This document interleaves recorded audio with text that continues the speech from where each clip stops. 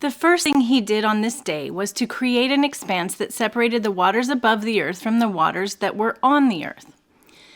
This is when he formed the atmosphere that would be needed to support the life that he would soon create. Can anyone tell me what the atmosphere is? It's the stuff we breathe in. Everyone take a deep breath and let it out. Now that stuff that we just breathed in is called the atmosphere. God knew we would need to breathe, so he created stuff for us to breathe on the second day. Well, what exactly is within that atmosphere? Our science tells us nitrogen and oxygen are by far the most common gases in the Earth's atmosphere. Dry air is composed of about 78% nitrogen and about 21% oxygen. Argon, carbon dioxide, and other gases are also present in much lower amounts, and they make up about 1% of the atmosphere's mixture of gases. And what do we need to breathe? And what do animals need to breathe? Oxygen. So in his wisdom and power, God created the earth, the day and the night and the light. Then he created the air for the creatures and the people he would be creating a few days later.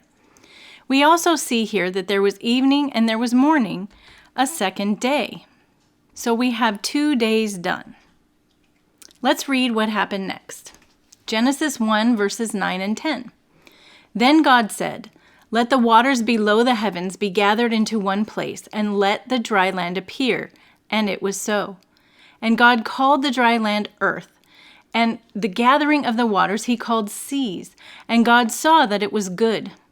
Then God said, "Let the earth sprout vegetation, plants yielding seed and fruit trees on the earth, bearing fruit according to their kind with seed in them." And it was so. The earth produced vegetation, plants yielding seed according to their kind, and trees bearing fruit with seed in them according to their kind. And God saw that it was good. And there was evening and there was morning, a third day. So what happened on the third day? Right, dry land appeared with all the dirt, the plants, and trees that needed to grow. And God created the various kinds of plants and trees, and grass, and all sorts of vegetation. Why? Well, God knew that the animals and humans he would create later in the week would need something to eat, so he created plants for them to eat and enjoy. God was taking care of his creation, wasn't he? He made the atmosphere so we could breathe, and the vegetation producing fruits that we could eat. Again, we see there was evening and morning, day 3. We also see the evidence of what God says becoming reality in each day of creation. Let's read what happens next. Genesis 1, 14 through 19. On day 4. Then God said, "Let there be lights in the expanse of the heavens to separate the day from the night, and they shall serve as signs and for seasons and for days and years. And they shall serve as lights in the expanse of the heavens to give light on the earth." And it was so.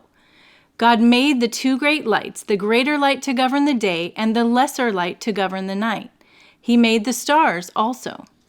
God placed them in the expanse of the heavens to give light on the earth, and to govern the day and the night, and to separate the light from the darkness.